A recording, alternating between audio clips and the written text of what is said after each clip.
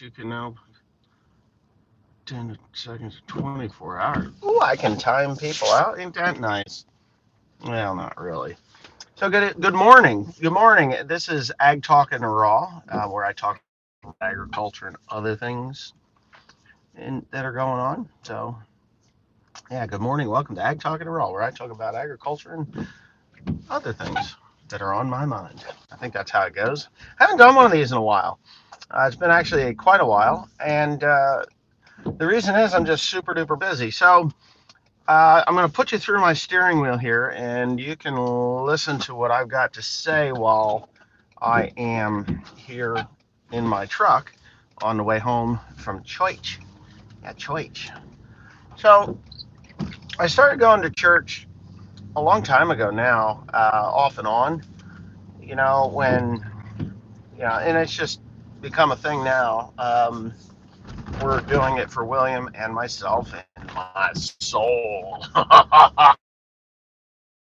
Pride in being, this evil person, and that's really the wrong thing to do. And I was portraying evilness throughout my life and projecting it onto others. And whether you're religious or not, I'm not going to tell you what to do, but there's just a better way of living. And that's it. So whatever. Enough of that. So here's what the subject is. If you all didn't know, farmers are under attack. You're gonna love watching this through the steering wheel. This is like high quality videoing here. You're not gonna see this on Millennial Farmer or Cold Corn Star or Welkers or any of the other ones, um, because they're not interested in rocking the boat. I have no problem with rocking the boat. Trust me. I'm a boat rocker, and it's not to be mean or facetious towards people, but I am going to try and inform people out there that watch this that things are not as they seem. We all know that things are not as they seem, and we're watching the world literally crumble before our eyes. And there are complacent people that are perfectly happy with it because they feel that it impacts them none. The reality is the people that are for this are the ones that are going to be most impacted in the long run. So people like me that are informed as to what's going on and the reasons why they're going on, like, we know it's coming and we can advocate to stop it, by calling senators and congressmen and women and getting your voice heard, even though 99.9999999% of the time it falls on deaf ears. So now we're going to go into the agricultural side of this, and I'm glad there's 48 people watching this because kudos to you. You're here on a Sunday. Maybe you don't have anything better to do. All right, so agriculture right now is under attack on the forefront of climate activists, climate change.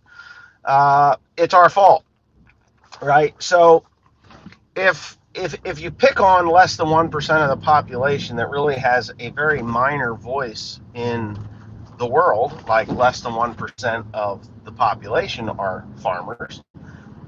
There's a lot of more people that are in agricultural related industry, like the food processing plants, which we'll get into that a little later on in this segment. But so this has been going on now that I've been aware for it is a little bit over a year. So what's going on right now is that we American farmers, or farmers in general, let me go through my steering wheel here so you can still see my bald head with blue eyes. We're under attack and being blamed for 33% of CO2 emissions that are being emitted into the atmosphere. Yeah, farting cows is part of it. Farting cows.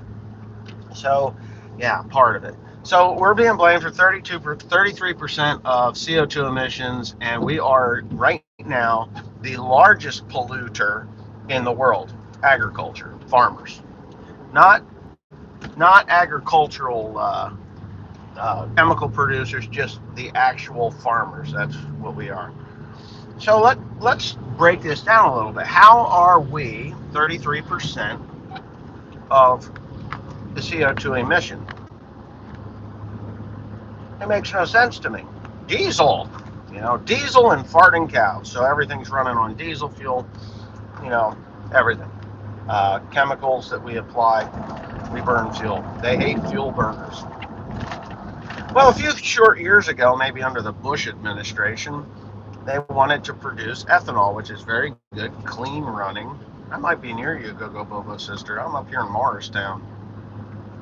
Uh, but yeah, the clean burning fuels like ethanol and biodiesel derived from soybeans. That was something that happened in the early 2000s, and everybody was kind of on board with, okay, we're going to send our corn to the distillery or to the ethanol plant, and they do. We still do today. We're not burning it here. We're shipping it out of the country to other countries. I mean, there's very little that's burned here in the form of maybe maximum 10% of ethanol in your fuel. Used to be able to get E85, but people like John Stossel and other politicians said that when you send your grain to a crushing plant for biodiesel or a ethanol plant to create ethanol, alcohol, you're taking food out of hungry babies' mouths all over the world. Isn't that a terrible thing to say? We're going to have hungry children all over the world. We always bring the children into it. Oh, it's the children. It's the children. And most people that bring in children into the world are the ones that want to kill more children than ever before, and that is the Democrat Party. They are all about abortion. We want the right to kill children until they're like 18 years old, which at some point, sometimes a parent can feel like they want to kill their child when they're 17 years, 363 and 3/4 days old. Yeah, that's a thing, but nobody does it, or normal people don't do it. But anyway, so we're going to take every baby's mouths, and it will increase worldwide starvation. The fact of the matter is that's total bullshit, total BS. So when you extract the oil and the ethanol from the grain that you're selling to an ethanol plant or a biodiesel plant, Poet or ADM or whoever else, Coke maybe, I don't know. Those people, they only take about a third of the value of that grain out of it. So when you send beans you come back with soybean meal. Soybean meal is what's left. It's the protein source that is fed to chickens, pigs, and cattle, whether it be dairy or beef, doesn't matter. Layers or meat birds, it's all soybean meal. Oh shit, there's a tree laying out there. I missed it, thankfully. Okay, so you've got that with soybeans, and then when you get like corn that you're distilling to get the alcohol out of it, you're basically taking the starch and converting it to sugars, and which is what the bacteria loves to eat, which is part of the fermentation process, which then gets cooked off and you get your alcohol, which then becomes either or you burn it in your vehicle. So there's again a third of your corn, and what is left? Well, if you take the energy out of it, what you have left is protein. Again, a dairy feed or a chicken. I don't think they feed distillery grains to chickens. They do feed it to hogs. So hogs and cattle for distillery grains. It's protein.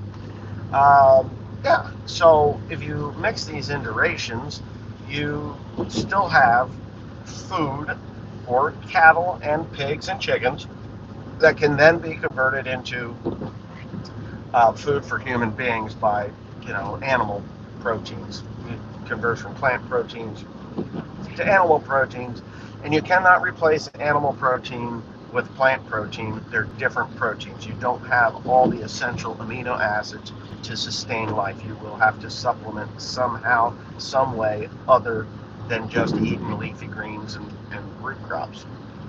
So Right. So that's what happened to ethanol and biodiesel being put into our fuels here in the United States. Um, yeah. So we are under attack for emitting 33% of CO2 carbon out into the atmosphere.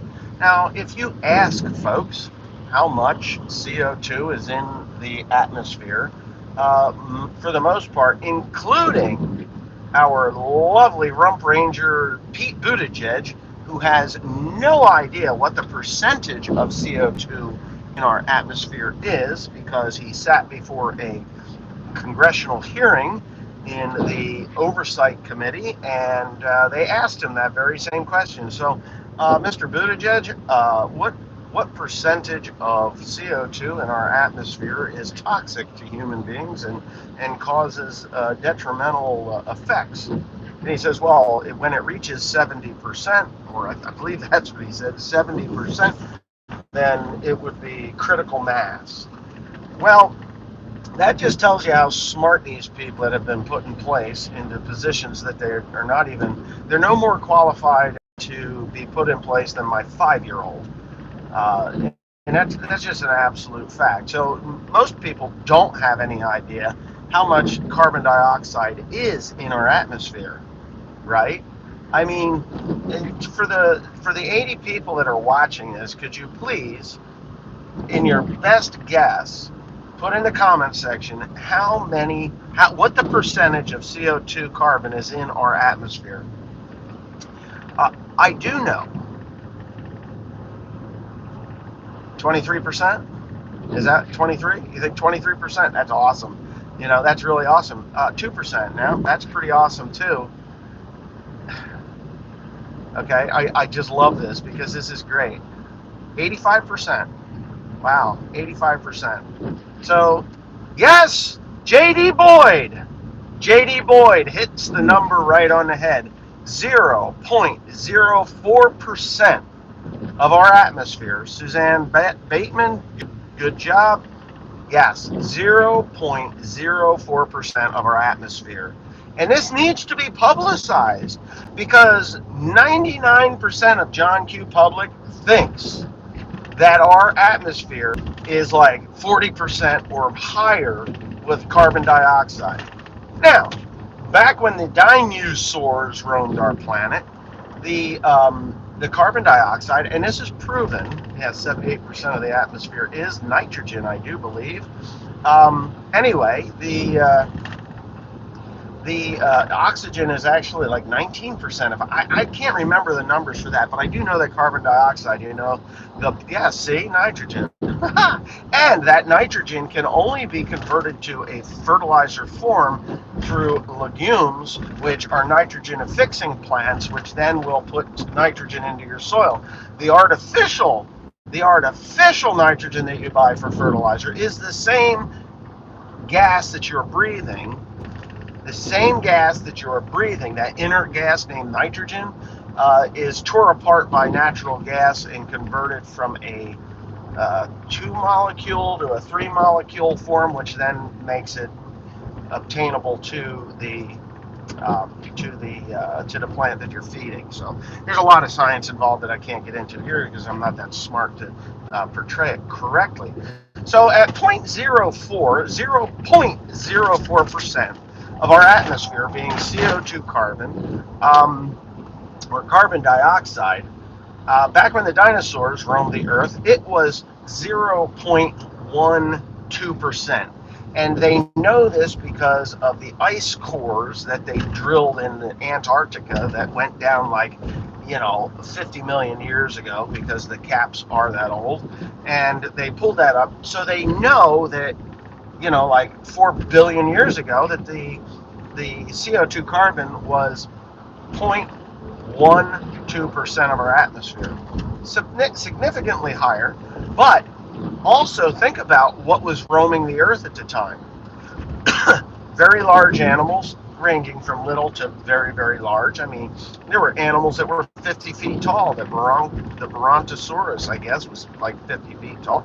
The leaves of the trees were gigantic. The redwood trees, which are left over from those periods of time, the sequoia, and they're nowhere near as old as 50 million years old, but they've been here for a very long time. There are trees that are out in California that have been here since before the time of Jesus Christ, our Savior, and that sort of stuff. So if you go back in history and you look at the levels of CO2 that were actually in our atmosphere, things grew better, really a lot better, like more better than ever today. So, with 0.04% of carbon dioxide in our atmosphere, they want to reduce the carbon dioxide emissions to bring that down to 0.02. So, there's a lot of people out there that are much smarter than myself and other people that know this, um, that are much smarter than me or people that know about this stuff, and say at 0.02% carbon dioxide, crops, row crops, or food crops will then become, they will struggle. They will take more to produce the crop that you are producing. It would take more energy, more everything. And they will produce less and less and continue to produce less and less. So when we hear John Kerry and Joaquin Phoenix, the actor, and Sharon Sarandon that stand up there and say, to end all CO2 needs to be scrubbed from our atmosphere. This is how smart these people are. They would be dead. What pollutes more? Hold on. What pollutes more, a Brontosaurus or a deer 4960? Well, it depends on. I don't know. I don't know the answer to that. I mean, you're talking a natural living animal versus a chunk of iron that only pollutes when you're running it. So a natural living animal lives, how long did they live? Did they live for 5 years? Did they live for 150 years? How long did they live?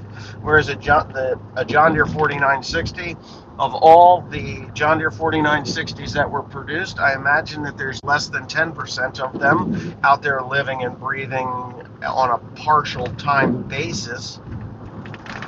So yeah, I would say the Brontosaurus probably in its lifetime polluted about 4 million times as much as a John Deere 4960. So we go there. I was going to say, I thought I heard plants die at 0.02%. Thank you. Thank you. You're a smart man. They do. They start to wither and die. If you've ever seen the big greenhouses next to a Poet or an ADM ethanol plant, that is CO2 that they are capturing and putting into growing greenhouse tomatoes and other vegetables because it is a CO2 rich environment, and that is how they scrub it. Now, carbon dioxide is a direct link to life and biology in our soil. Without it, the biology in the soil dies. Not only will the row crops wither and die, but our biology will wither and die, and therefore all plants, trees, everything will wither and die, and then in turn, we will die. See, we are the opposite of a plant. We take in oxygen and emit carbon dioxide. Plants, through photosynthesis, take in carbon dioxide and breathe out oxygen. So now for the farmer part of this. It's our fault that we are polluting 33% more than any other industry in the world, carbon dioxide, which I'm going to call bullshit. Yeah, it did pollute a little bit more than most 4960s. You're correct there. So anyways, I'm going to call bullshit on the farmers are polluting 33% because what are we doing when we go out in the field? I'm a no-till farmer. I've been off and on no-till, for the majority of my career, but then I grew up and learned how to read and understand the life cycles of plants and animals and stuff like that, and I will no longer plow. Now, I will no longer plow because plowing is like death to biology, and biology is what breaks down all commercial fertilizers. And for the farmers out there that don't know, it doesn't matter the amount of fertilizer that you put on your soil if the biology isn't there to make it work for the plants. It doesn't matter if you put on 100 pounds or 700 pounds or at 1,100 pounds. If your biology in your soil, organic matter, is depleted in your soils, it doesn't much matter, you know. And the farther we go away from organic and biological, spurring biological growth, meaning fungus and bacteria in our soils, the more diseases that we have. And it's quite evident while I look through the farming magazine. The farming magazine talks about the farming magazines speak and talk a lot about cyst nematode, frog eye, tar leaf spot, and all these crazy funguses that are plaguing the midsection, the I states and surrounding Missouri, Minnesota's, and all those. You know, these large grain producing states where the whole economy really revolves around agriculture. I live on the East Coast. You know, I'm in New Jersey, this cesspool of liberal retards that think that they need to control everything that happens in the midsection between here and California. Yeah, so I am a conservative living in a blue state. I'm sorry that I'm here, to be quite honest with you, but this is where my family settled and this is where I will be. Anyway, with that being said, the chemical dump, New Jersey, it really isn't. I mean, if you're looking at my rear window, I live in a beautiful part of the state. I'm coming down from 287. Whippany is where I go to church, all the way over in Whippany. And I come back down here, and it is gorgeous here. It's not a chemical dump. It used to be. Used to be. I mean, the New Jersey Turnpike was the largest dump in the country for a very long time. And you're probably wondering what the hell I'm talking about. Well, they used to sell tanker trucks with electromagnetic valves or air valves, and they would open and close on rainy days, like a day like today. I've gone to church now for several years. I was raised in a Christian home and I went to a Christian school, so when it comes down to my faith, I don't really express it much. But yeah, so there you go. You know, everybody thinks that I'm some kind of a devil worshiping heathen on here, and you know, I kind of think it's funny because most of the folks that are on YouTube think that I'm some kind of an antichrist, and I'm not. Now, I was married to the Antichrist, and that kind of bled over to me. But you know what? It's fine.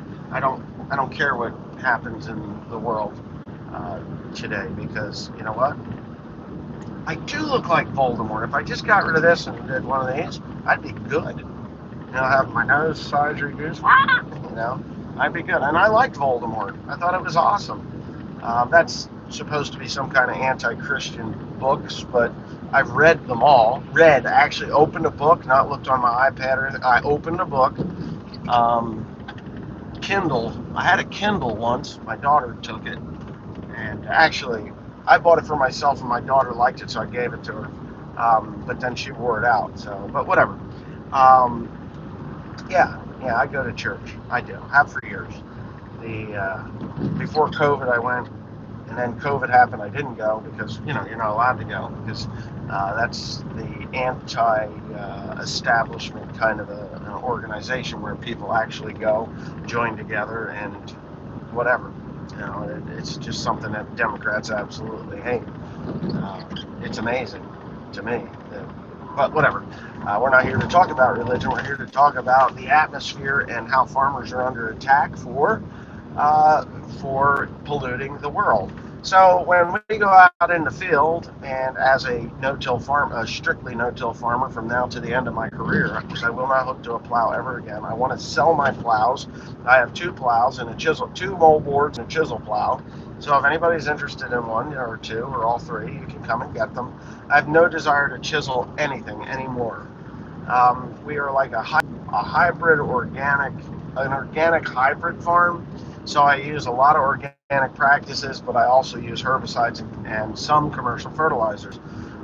The big thing for me now is to use plants to break down the fertilizers that were put on or naturally occur in our soils that the depletion in biology has so is locked up in the soil because we don't have enough biology to keep them flowing freely and available for the plants that we are planting, our cash crops. So using different cover crops will unlock them. So I grew sunflowers, right?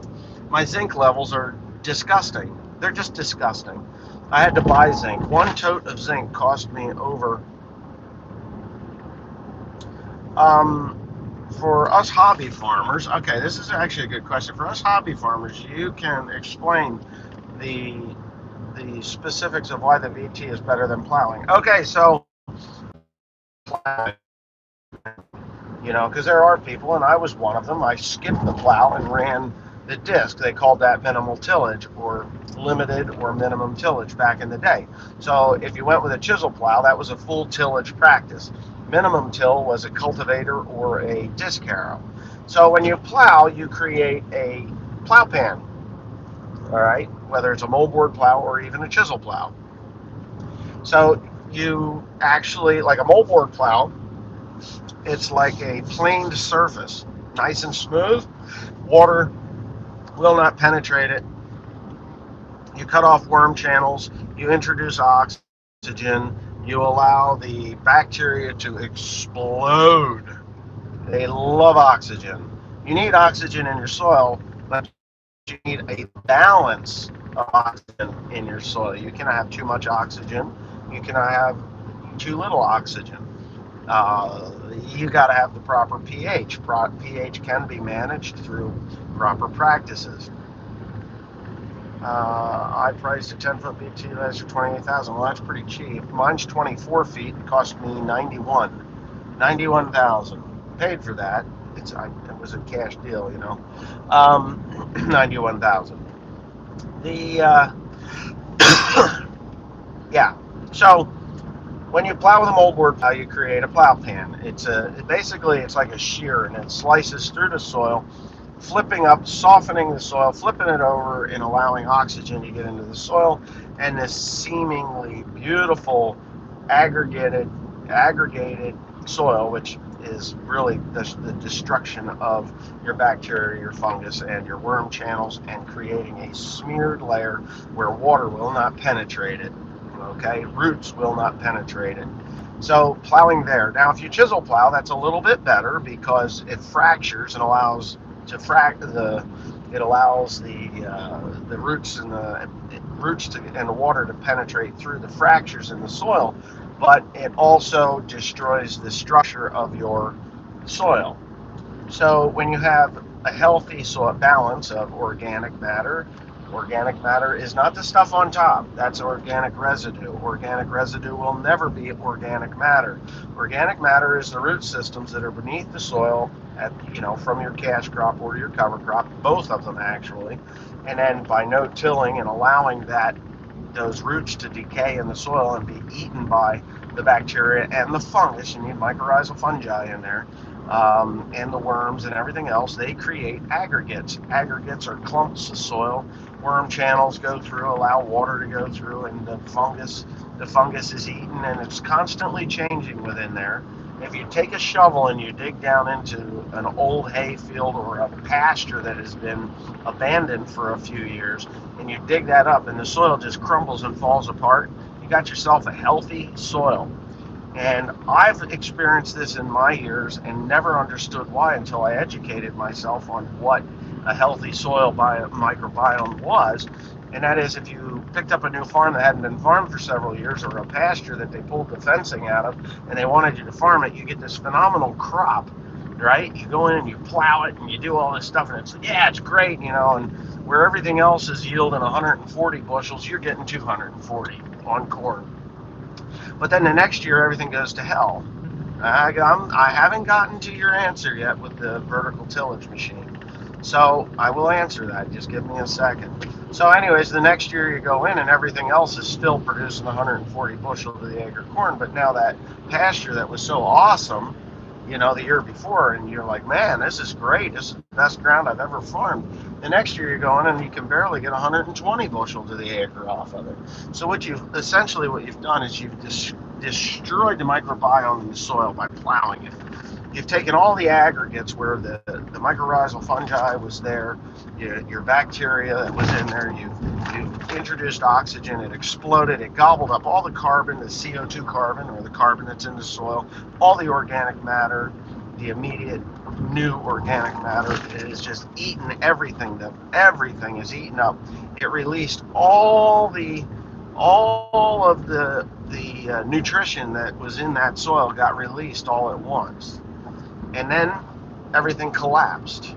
And now a field that drained before no longer drains.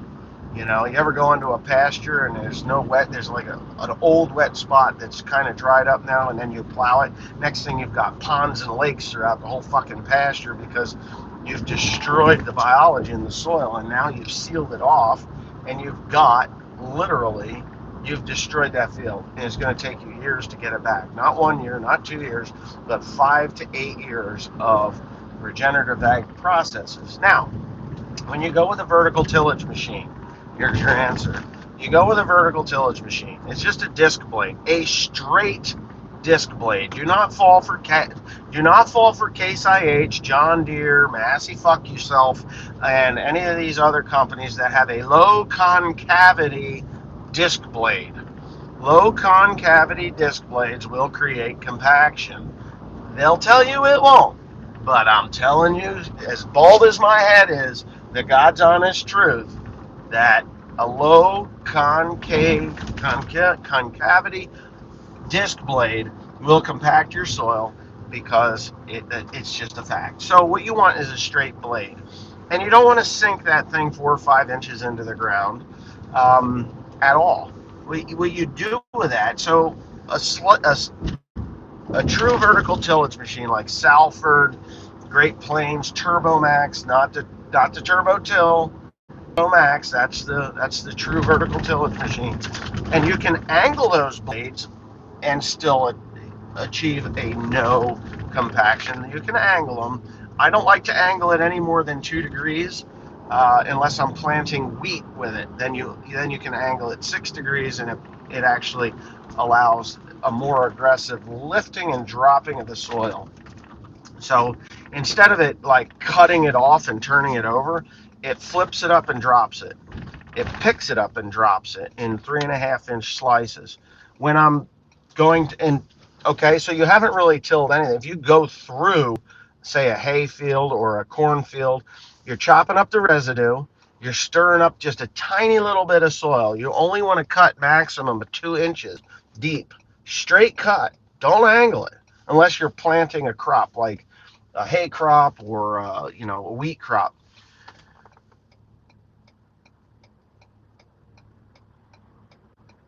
Yeah, well, they don't know what you're talking about. What you're doing is you're going back in time to their grandparents, where they had crop rotations including a hay crop that they would only have for a couple of years and then go back into a corn crop or whatever. But they were not doing no-till. So anyway, the the vertical tillage machine lifts and drops, cuts, lifts and drops, or depending on how deep. Now, if you go 4 or 5 inches deep, it's going to actually heave it up. It's going to raise it up and drop it down. I wouldn't do that. It allows for a little bit of oxygen to get into the soil in the upper crust of that soil, the upper 1.5 inches to 2 inches. That's where I'm at with mine. And then, like if you're doing residue, I did it through a hay field. The reason I did it in a hay field was to get my nitrogen to go down to the root system and break that, the root mass that's in there. Just get a little oxygen, allow any water to filter in, and allow an uptake of nitrogen and damage that crop. Any cover crop that I've gone through with the vertical tillage machine has been done 3 to 5 days ahead of planting. And the reason I do that is to damage that crop, the root crop, or the cover crop. You want to damage it. You want to piss it off, like, oh my God, you just cut me. Oh my God, you just trampled me down. I have said it in the past. I want to mimic a herd of cows going across this field. So you cut it a little bit with the blades, about 1 inch deep, 2 inches deep, 1 to 2 inches deep. Then you've got the tine bars on the back that are kind of wrenching it along, just breaking it a little bit, and then you've got the rolling basket on the back, which mashes it down. So what that does is it says to the cover crop or hay crop or whatever crop you've got out there, that your cover crop, whether it's hay or anything else, it sends a signal to the soil to help me. It will exude certain sugars and carbohydrates out into the soil that will spur a response in the microbiology in the soil that says, "Hey, I've been damaged. I need phosphate, potassium, zinc, boron, and I need it now. I need calcium, lots of calcium. I need it and I need it now." So all these exudates that come out of these roots, the biology is really attuned to what these plants need, and they go and they get it. They're like, okay, we're going to reproduce, we're going to split, we're going to do whatever we got to do because we've got to save our life. Because honestly, that's what it's doing. It's saving its life. The bacteria and the fungus that's in the soil needs to live, and with that cover crop being damaged, the biology is then at risk. So they work really, really hard for those 3 to 5 days before you plant. I mean, you could do it the day before, it's fine, but before you plant your cash crop. So 3 to 5 days before you plant your cash crop, the VT goes over it and it's cut slots, it's damaged this stuff. The biology is now working overtime to break this stuff down, and you're tricking it into breaking that stuff down, not for your hay crop, not for your cover crop, for your cash crop being soybeans, wheat, corn, whatever it is. That's what you're doing. So you go through and you plant your crop, further damaging the cover crop. You just ran it over again in those slots. Now, I use my secret sauce, which is a biology whore. I mean, it just wants to make that biology grow and thrive and do everything it needs to do. It also is a nutrient pack full of stuff: zinc, fish, secret sauce in the furrow, right on top of the seed at 10 gallons to the acre. Pretty concentrated, but it doesn't matter. It does not matter because it's not a chemical. It's not a commercially produced chemical. It's all natural stuff that will get that seedling going because the biology is there. It has exploded, and all the zinc and everything else that's there that I put there. Calcium is the big one, and that's what you get from the liquid fish. Is a lot of calcium, phosphate, and potassium. Boron, don't put it in there. Don't put boron. It can become boron toxic. So you do all that stuff. So when that seedling roots and the biology's like, oh, we got something new here. Let's feed that too. We're gonna eat this and we're gonna feed that, and life is going really good.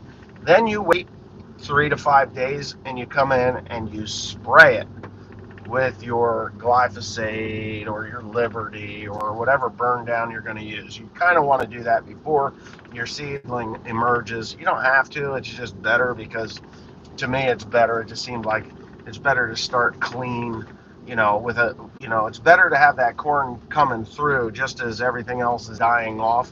So now you've got your cash crop, whether it be beans or corn, is now setting exudates out into the soil to spur the biology and keep that crop going. Now there's a lot of bacteria that's in this soil, and it's like, now what do we do? Our life is in peril because we've only got this one type of plant that's out here, but there's a lot of residue on top, that mat of cover crop. So that mat of cover crop, what's its job?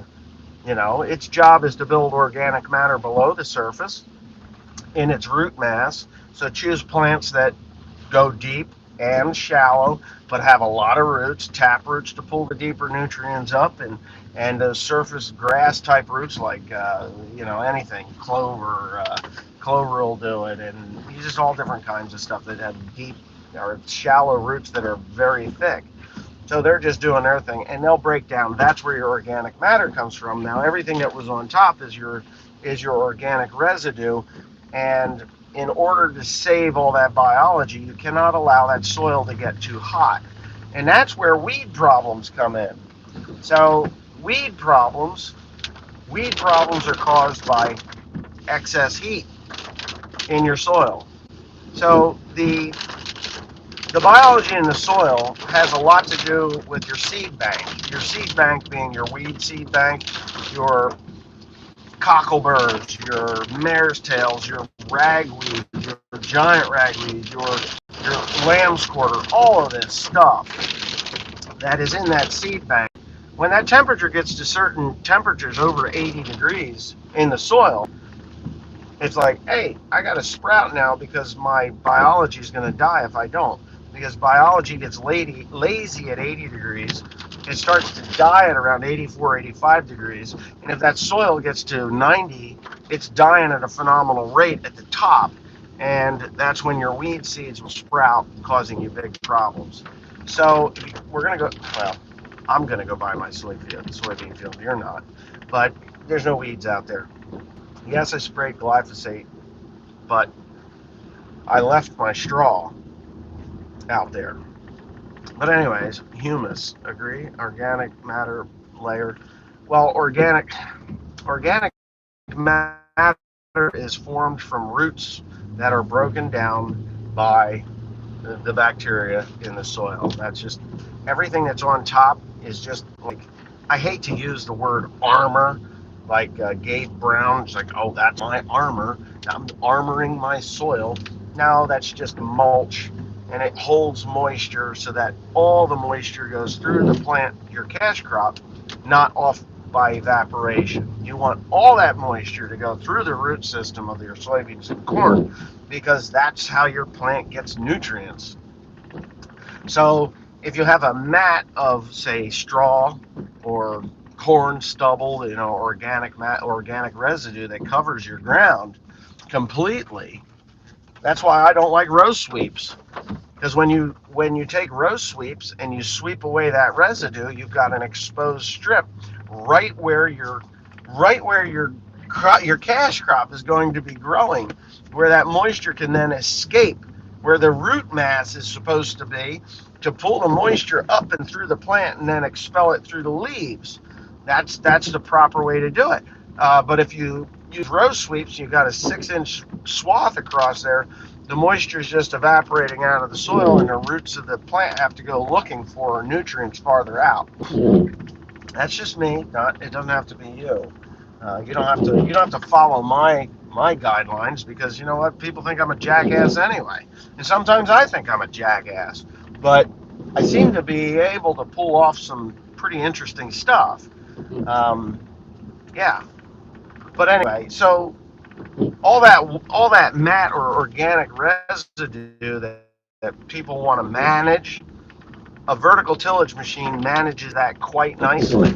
That's why before I plant in the spring, I go, and I did it this spring to great success. It softens that up just enough, and it further breaks down the corn stalks that were there through the cover crop, and then the corn planter or grain drill can penetrate that much easier to place the seed. It actually crumbles. It'll crumble that seed, or it'll crumble that soil much easier around the seed if you use the right closing wheels. Rubber tire closing wheels in no-till situations is a waste of time. Don't do it. Don't do it. But yeah.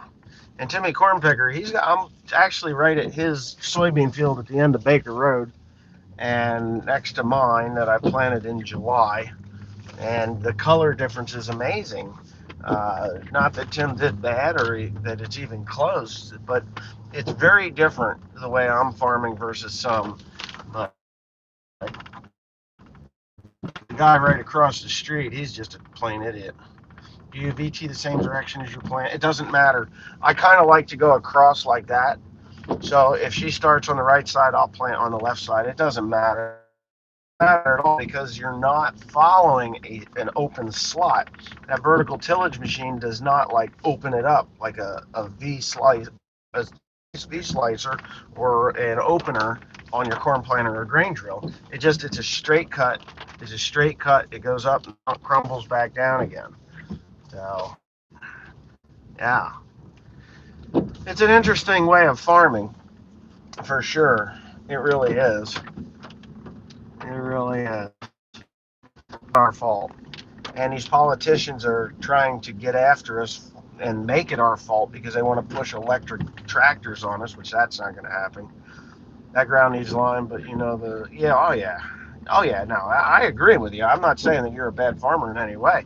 I'm just saying that you can see the differences in the in what you're able to do. And quite honest, Tim, I'm not going to give you shit or anything, but if you put lime on that, even if it's just a half a ton of the acre, or a ton to the acre, it's not going to break the bank. You will get a higher rate of return than you would by just allowing that soil to continually get acidic. I don't know what the calcium levels or the acidic levels are on that, but every place, even I've gotten to the point now that, if somebody says I'm going to sell my property, yeah, okay, how long, whatever. Um, is it okay if I'm going to lime it anyway, and I have. I've thrown lime on a ton to the acre. The herbicides work better. The fertilizer's uptake is better because the biology lives better in a neutral pH. And if your soils are acidic, your biology is dying. So, and calcium, calcium, calcium. And in your case, you could get chelated calcium. It's cheap enough that you spray it on, and your plants will take it up, and it will sweeten the soil at the top 2 inches of your soil. I've done it in places. Amazing too, because I pulled soil tests 2 years in a row where I used it was for sale, chelated calcium, sprayed it on, and I had raised the pH a point and a half by using chelated calcium. I didn't think it would work, but it did, and it was like a quart and a half to the acre. It wasn't expensive at all. So I really, liquid fish is another one.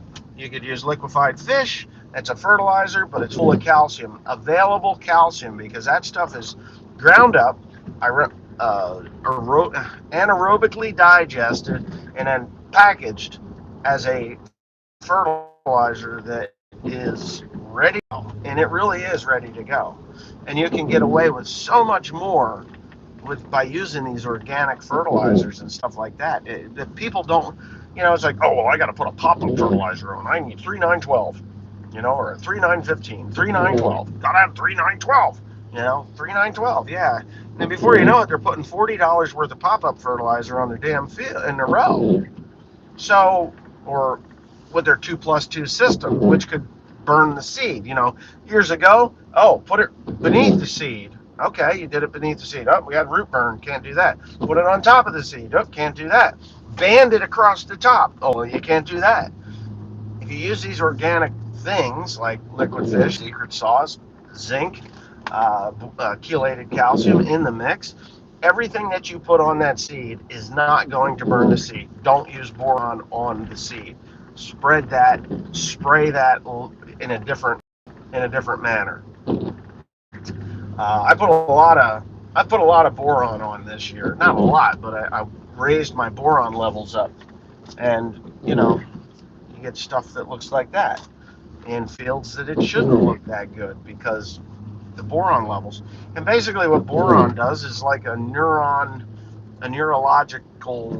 It just increases the capacity of that plant to take stuff up. Yeah, you do need a better sprayer. Well, I'll tell you what, Tim, and I'm not gonna be a prick or anything, but I am buying a self-propelled sprayer. I have two 1,100 gallon sprayers, a 90 foot and a 60 foot. I probably sell the 60 foot and keep the 90 because I've done a lot more work and it's a little better shape than the 60, the one that I run around with. For you, they last forever, but I'd sell it to you for $6,000 with a bunch of parts. Yeah, well, I don't know about, yeah, a bunch of parts. I got a bunch of parts for that, and you can hook up to it, put it on your open station tractor. Works really good. I know where that is, and there you go. But I'm buying a self-propelled because I just got too much spraying to do to deal with it like that. So, anyways, back to the government coming after us for polluting the world. These people think that we are the polluters of the world when, quite honestly, we're the scrubbers of the world. We plant a crop, it takes CO2 carbon, puts it in the soil, if that's their thing. Uh, they're what the government should really be going after is pollution, not CO2. They picked a gas that is the dumbest thing ever to try and vilify, because without it we all die. You want to go after. He planted alfalfa in there. Chuck Koshish planted alfalfa. Can you believe that? Anyway, that's what that is. It's alfalfa. I thought he was planting wheat or something to have his brother, when he got his brother called the cops on him. At least that's the rumor that it was. I don't know how true or not true it is. But anyway, the government's coming after us. Farmers got behind Donald Trump a few years ago, right? We did. 2016, not a lot, not everybody, but 2020, a lot of farmers got behind Donald Trump. Things were going in the right direction. We had export treaties that were basically concrete. You sell your cheap junk to us, you have to take it back in grain, which we are a grain exporting country. And the government, our government, doesn't like that. They don't like it. What's that? What did you say? Huh? Oh, you didn't hear about that? Oh, yeah, he got arrested. Frank called on him, according to the rumor. I'm going to call it a rumor, but it's been told to me many, many times by many, many different people that, can you believe what he did?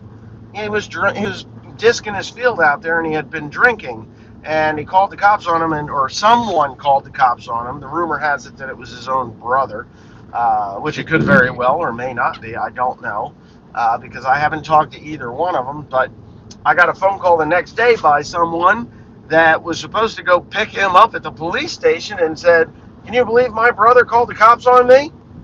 Yeah. So, but whatever. He got arrested and was put in Kingwood jail.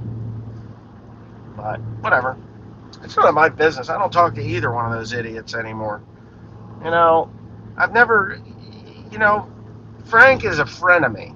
If Frank is talking to you, if you're watching this and you know who I'm talking about, if he is talking to you, he has a use for you. Not Nothing more than he wants to use you. But that's just that. So anyway, with that being said, whatever. Farming under the influence, yes.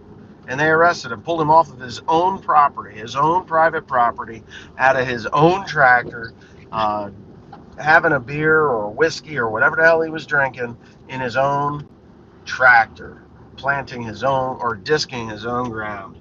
The only one that could have called the cops on him would have been his brother or his sister-in-law, because it was right along that driveway. But anyway, I mean, I don't condone drinking and driving at all, whether it's a tractor, a truck, or a car, or a motorcycle, quad, side by side, or any of those things, a boat. I don't think anybody should be drinking and operating anything. If you're going to have a drink, go with your wife, your girlfriend, your boyfriend, whatever the hell you've got. Go out, have a designated driver so you're safe. If you're going to drink at home, do it at home. Do it away from doing somebody else bodily harm. I had a cousin that was killed by a drunk driver years ago. I don't drink. I'll have a beer here and there. You've seen me do it here and there. I am not a drinker. I don't get offended, but it's not something, as Kingwood turns. Well, yeah, Alexandria has its own set of clowns over there, so I wouldn't be tooting your horn too fucking loud. But the yeah, if you're gonna do that sort of activity, do it. Do it in private. Do it when you're not gonna hurt somebody. But I see there's a certain YouTube farmer that has a podcast, and it has the name of it is like off of some kind of a crop husk, and they drink the whole time. They just drink. They stack cans of beer up as though this is how all they project that all farmers drink beer while they drive their trucks and on the road and all this stuff, and it's really kind of not cool to me. I don't like it. I don't think it's right. Now, I'm not a prude or anything. I just say there's a time and a place for everything, right? And there's kids that watch your stuff. And when kids are watching your stuff, is that thing going to shut off? When kids are watching your stuff, wheel. Yeah, well, we're Kingwoodians. I mean, we got people here in Kingwood that turn pigs loose and expect it, like nobody's gonna notice a fucking 350-pound pig to be running around the neighborhood, smashing down somebody's corn and soybeans. Yeah, no, that's just perfectly acceptable here in Kingwood, right? Stupid assholes. Actually, the guy that I thought it was, his brother, called me. He says, "Yeah, it was probably theirs. I got a pretty much 100%, uh, confidence that it was their pig. So now it's my pig.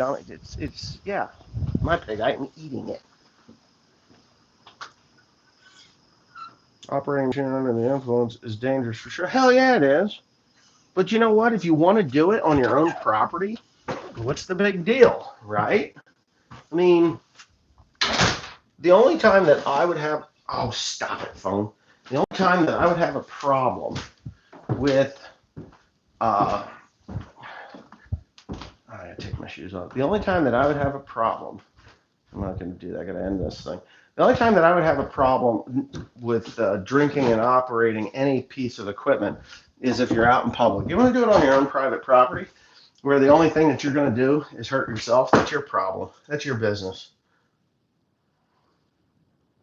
No, he didn't. No, he was well away from it, but because I went and looked. Anyway, because I thought, what the heck is wrong with this guy? But anyways, yeah, I'm about ready to go.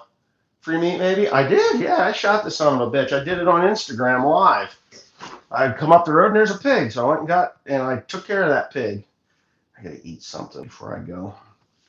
Maybe I'll make myself up a hamburger or something. Anyway, I gotta take my shoes off. And then I'm gonna go upstairs and I'm not taking you into my bedroom. It's not cool. So, but yeah.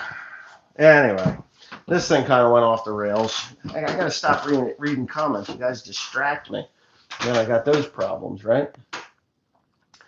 So,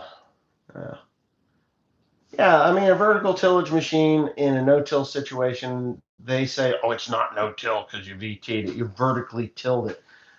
It's still, in my opinion, is such an ultra minimum till that you're not even, for the most part, you can't even tell where it went other than it mashed down your cover crop. What's on tap for today? Well, not beer. I don't know. I'm going to eat something and then I'm going to go do whatever it is I got to do. And I'm not even sure what that is right now. Stuff. I got stuff to do. North Carolina. Anyway, got to go. Have a nice day.